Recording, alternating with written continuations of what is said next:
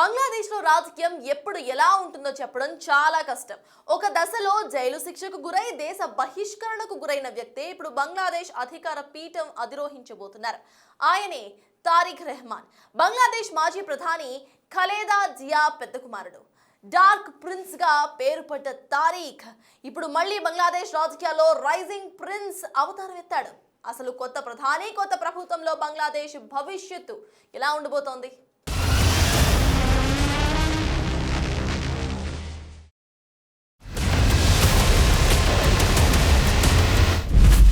తారిక్ రెహమాన్ బంగ్లాదేశ్ కొత్త ప్రధాని. ఎన్నికల్లో బీఎన్పీ ప్రభంజనం. సరికొత్త దిశగా బంగ్లాదేశ్ అడుగులు. అవును, బంగ్లాదేశ్ ఎన్నికల్లో బంగ్లాదేశ్ నేషనలిస్ట్ పార్టీ ఘన విజయం సాధించింది. డార్క్ ప్రిన్స్ గా పేరున్న తారిక్ రెహమాన్ ఇప్పుడు బంగ్లాదేశ్ పగ్గాలు చేపట్టబోతున్నారు. ఆయన ముందు చాలా సవాళ్లున్నాయి. సమస్యలెన్నో స్వాగతం పలుకుతున్నాయి. అవామీ లీగ్ పార్టీ పోటీ లేకుండా బీఎన్పీ ఘన విజయం సాధించింది. షేక్ హసీనా ఈ ఎన్నికలను డమ్మీగా చెప్పినప్పటికీ 20 ఏళ్ల తరువాత బీఎన్పీకి బంగ్లాదేశ్లో మంచి రోజులొచ్చినట్టయింది.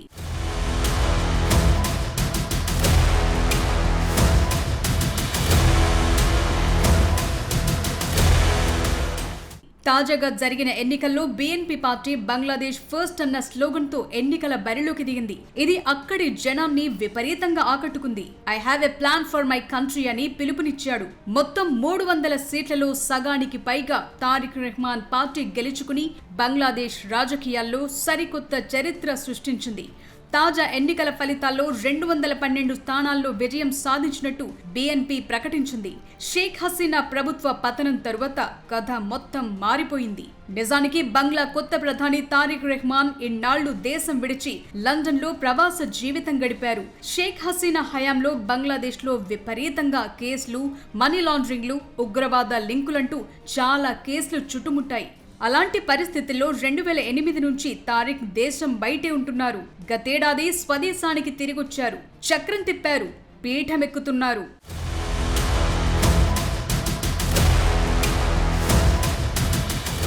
తారిక్ రెహమాన్ జీవితం ఎక్కడి నుంచి ఎక్కడికి మారిపోయింది. ఒకప్పుడు ఖైదుగా ఉన్న తారిక్ ఇప్పుడు అదే దేశానికి ప్రధాని అవుతున్నాడు. 60 ఏళ్ల తారిక్ రెహమాన్ మాజీ ప్రధాని ఖలేదా జియా, మాజీ అధ్యక్షుడు జియావుర్ రెహమాన్ కుమారుడు. బీఎన్పీ పార్టీ వ్యవస్థాపకుడు జియావుర్ రెహమాన్ 1981లో హత్యకు గురైనప్పుడు తారిక్ 15 ఏళ్లు మాత్రమే.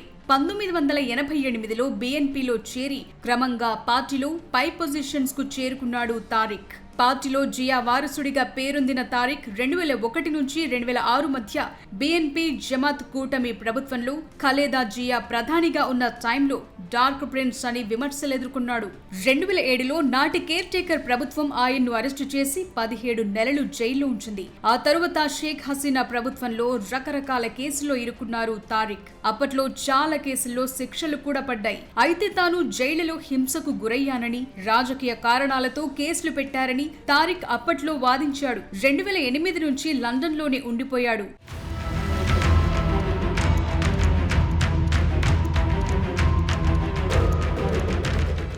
2024 ఆగస్టులో విద్యార్థుల ఉద్యమంతో షేక్ హసీనా అధికార పీఠం నుంచి వైదొలిగారు. భారత్లో ప్రవాస జీవితం గడుపుతున్నారు. బంగ్లాదేశ్ రాజకీయాలు ఎలా ఉన్నాయంటే ఎవరైనా పీఠం దిగితే దేశం దాటి బతకాల్సిందే అన్నట్లుగా మారిపోయింది. ఇప్పుడు షేక్ హసీనా, మొన్నటిదాకా Tarique Rahman, same to same సీన్లు. తాజాగా తారిక్ పై కేసులు రద్దయ్యాయి. 2025 డిసెంబర్లో ఆయన బంగ్లాదేశ్ కు తిరిగి రావటం, తాజా ఎన్నికల్లో పార్టీ ప్రభంజనంతో ఆయన కథ మొత్తం మారిపోయింది. 18 నెలల మహ్మద్ యూనస్ నేతృత్వంలోని మధ్యంతర ప్రభుత్వానికి ముగింపు పలికారు. ఈ విక్టరీ షేక్ హసీనా అవామీ లీగ్ ఆధిపత్యాన్ని ముగించి బీఎన్పీకు 20 ఏళ్ల తరువాత అధికారం తెచ్చిపెట్టింది. అవినీతి కేసులతో 17 ఏళ్ల క్రితం దేశం నుంచి వెళ్లిపోయిన రెహమాన్ కు ఇది విజయం మాత్రమే కాదు, ఒక గొప్ప అవకాశం కూడా.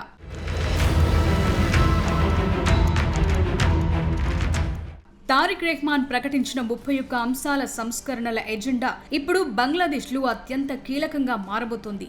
బంగ్లాదేశ్ లో నియంతృత్వ ధోరణులకు అడ్డుకట్ట వేసేలా కొత్త ప్లాన్ రచించారు. జూలై చార్టర్ లో భాగంగా ప్రస్తావించిన ఈ అంశాలు అమలైతే బంగ్లాదేశ్ రాత మారిపోవటం ఖాయమని చెప్తున్నారు. బంగ్లాదేశ్ లో ఎవరు గెలిచినా పాతుకుపోతున్నారు. అయితే ఈ పరిస్థితిని మార్చాలనుకుంటున్నారు. ఏ వ్యక్తి అయినా తన జీవిత కాలంలో 2 సార్ల కంటే ఎక్కువ ప్రధానమంత్రిగా ఉండకూడదనే నిబంధనను తారిక్ రెహమాన్ తీసుకురానున్నారు. అంతేకాదు ప్రధానమంత్రికి ఉన్న విశేష అధికారాలను తగ్గించి ప్రధాని, రాష్ట్రపతి మధ్య అధికారాలను బ్యాలెన్స్ చేయాలనుకుంటున్నారు. బంగ్లాదేశ్ లో ప్రస్తుతం ఉన్న పార్లమెంట్ స్థానంలో మేధావులు, వివిధ రంగాల నిపుణులతో కూడిన 100 మంది సభ్యుల ఎగువ సభను, అంటే మన దగ్గర రాజ్యసభ మాదిరి ఏర్పాటు చేయాలని ప్రతిపాదించారు. దేశంలో ఎప్పుడు ఎన్నికలు జరిగినా నిష్పక్షపాతంగా నిర్వహించేందుకు గతంలో ఉన్న కేర్ టేకర్ ప్రభుత్వ వ్యవస్థను రాజ్యాంగబద్ధంగా పునరుద్ధరించబోతున్నారు. ఎంపీలు తమ పార్టీ నిర్ణయాలకు వ్యతిరేకంగా ఓటు వేయకుండా అడ్డుకునే వివాదాస్పద ఆర్టికల్ 70ని సవరించి పార్లమెంటులో స్వేచ్ఛాయుత ఓటింగ్ కు అవకాశం కల్పించనున్నారు. దేశంలో కొత్తగా ఉపరాష్ట్రపతి పదవిని సృష్టించి ఆ పదవికి ఎన్నికలను నిర్వహించాలని ప్రణాళిక రూపొందించారు. అవినీతిపై పోరాడేందుకు, పారదర్శకత పెంచేందుకు రాజ్యాంగబద్ధంగా ఒక అంబుడ్స్మెన్ ను నియమించనున్నారు. జూలై చార్టర్ ద్వారా రాజ్యాంగంలోని ప్రాథమిక సూత్రాల్లో మార్పులు చేసి లౌకికవాదం స్థానంలో సమానత్వం, మానవ గౌరవం, మత సామరస్యానికి పెద్దపీట వేయాలని లక్ష్యంగా పెట్టుకున్నారు. రాజ్యాంగంలో అన్ని మతాల వారికి తగిన గౌరవం, రక్షణ కల్పించేలా మార్పులు చేయనున్నారు. ఇవన్నీ కొత్త ప్రభుత్వం ఏర్పడిన 180 రోజుల్లోపు ఆమోదించాల్సి ఉంది. సో ఒక మార్పు దిశగా బంగ్లాదేశ్ ను నడిపించడానికి తారిక్ రెహమాన్ రెడీ అవుతున్నారు. మరి అన్ని అనుకున్నట్లుగా సాగే వాతావరణం బంగ్లాదేశ్ లో ఉందా?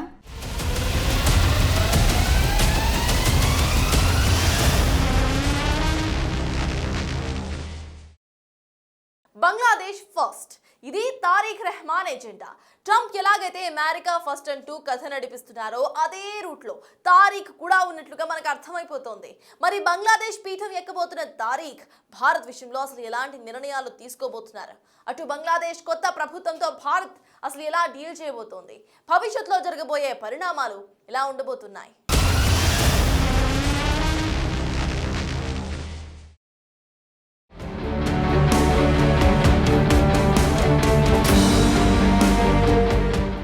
బంగ్లాదేశ్లో మారిన రాజకీయం ప్రపంచవ్యాప్తంగా సరికొత్త సమీకరణాలకు తెరలేపుతోంది. తారిక్ రెహమాన్ ఎలాంటి నిర్ణయాలు తీసుకుంటారు? 17 ఏళ్ల ప్రవాసం తరువాత బంగ్లాదేశ్ను ఎలా నడిపించబోతున్నారు? ఇలాంటి విషయాలన్నీ ఇప్పుడు బంగ్లాదేశ్లో చర్చనీయాంశంగా మారుతున్నాయి. చెప్పాలంటే తారిక్ వస్తూనే బంగ్లాదేశ్ ఫస్ట్ ఎజెండాను ప్రకటించారు. ట్రంప్ ఎలాగైతే అమెరికా ఫస్ట్ అని ప్రకటించారో అచ్చం అలాగే బంగ్లా ప్రయోజనాల తరువాతే ఏదైనా అన్నట్లుగా డీల్ చేయబోతున్నారు. ఢిల్లీ కాదు, బంగ్లాదేశ్ కాదు, ఇటు చైనా కాదు, అందరికీ సమాన దూరం పాటిస్తామంటున్నారు. ఇదో సరికొత్త కీలక పరిణామం.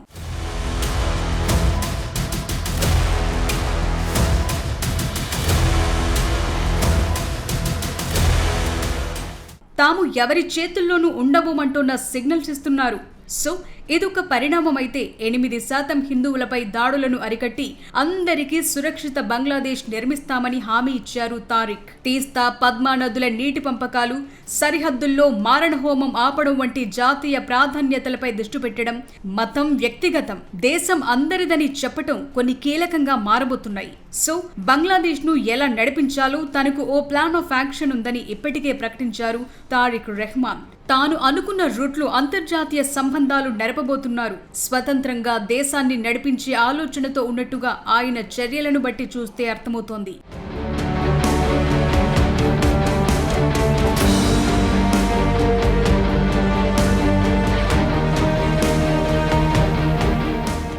సో ఇప్పుడు భారత్కు ఈ పరిణామాలు చాలా కీలకంగా మారుతున్నాయి. ఎందుకంటే పక్కనే బంగ్లాదేశ్తో పరిస్థితులు ఇప్పుడంతా ఏమీ బాలేవు. షేక్ హసీనాకు భారత్ ఆశ్రయం ఇస్తోంది.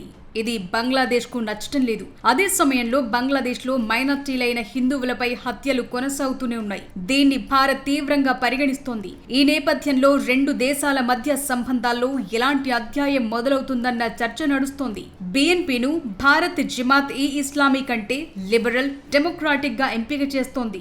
బంగ్లాదేశ్లో ఎన్నికలు తారిక్ రెహమాన్ పార్టీ గెలవటం ఈ పరిణామాలన్నింటినీ నిశితంగా పరిశీలిస్తోంది.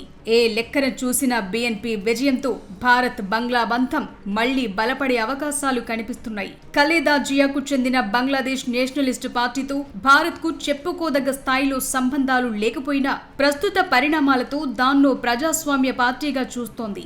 ఆ పార్టీతో బంగ్లాదేశ్ తో సంబంధాలు పునరుద్ధరించుకునే సంకేతాలు పంపుతోంది భారత్. ఆ మధ్య రెహమాన్ తల్లి ఖలేదా జియా తీవ్ర అనారోగ్యానికి గురికాగా ప్రధాని మోదీ కోలుకోవాలని ఆకాంక్షించారు. ఆ తరువాత ఖలేదా జియా సుదీర్ఘ అనారోగ్యం తరువాత గతేడాది డిసెంబర్ 30న 80 ఏళ్ల వయసులో ఢాకాలో కన్నుమూశారామె. ఖలేదా జియా బంగ్లాదేశ్ మొట్టమొదటి మహిళా ప్రధానమంత్రిగా దేశాభివృద్ధిలో మరియు భారత్ బంగ్లాదేశ్ సంబంధాలను బలోపేతం చేయటంలో పోషించిన పాత్రను మోదీ గుర్తు చేసుకున్నారు.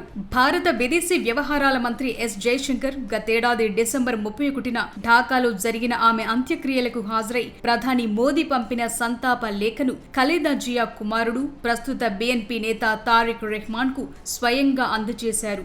సో షేక్ హసీనా పార్టీ గైర్హాజరులో బంగ్లాదేశ్లో బీఎన్పీ పార్టీదే హవా ఉండబోతోందని ముందుగానే గ్రహించి ఆ పార్టీతో సంబంధాలకు లైన్ క్లియర్ చేశారు.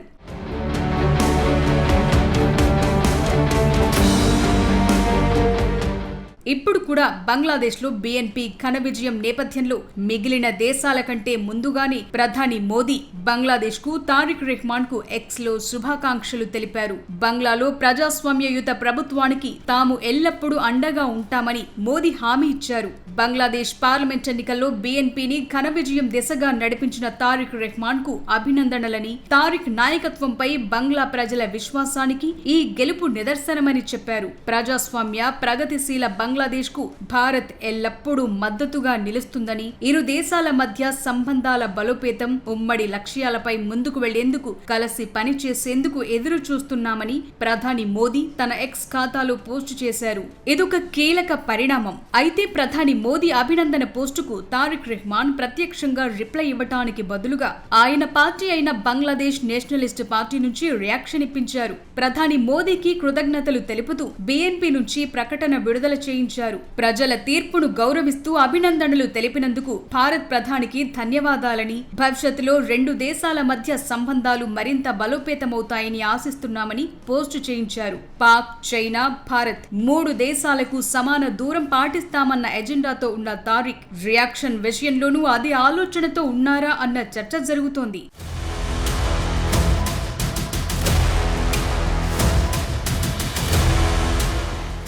సో ఇప్పుడు రెండు దేశాల మధ్య మ్యాటర్ ఏంటంటే భారత్లో ఆశ్రయం పొందుతున్న మాజీ ప్రధాని షేక్ హసీనాను అప్పగించాలని బంగ్లాదేశ్ కొత్త ప్రభుత్వం ఒత్తిడి తెచ్చే అవకాశం ఉంది. ఇది రెండు దేశాల మధ్య దౌత్య చిక్కుముడిగా మారొచ్చు. అటు బంగ్లాదేశ్లో హిందూ మైనార్టీలపై జరుగుతున్న దాడుల పట్ల భారత్ తీవ్ర ఆందోళన వ్యక్తం చేస్తోంది. ఈ విషయంలో తారిక్ అందరికీ సమానత్వం అన్న ఎజెండాతో ఉండడంతో మైనార్టీలపై దాడులు ఆగిపోతాయన్న చర్చ నడుస్తోంది. తీస్తా వంటి కీలక సమస్యలపై భారత్ నుంచి స్పష్టమైన హామీలు పొందే వరకు తారిక్ భారత్తో కొంత దూరంగానే ఉండొచ్చంటున్నారు.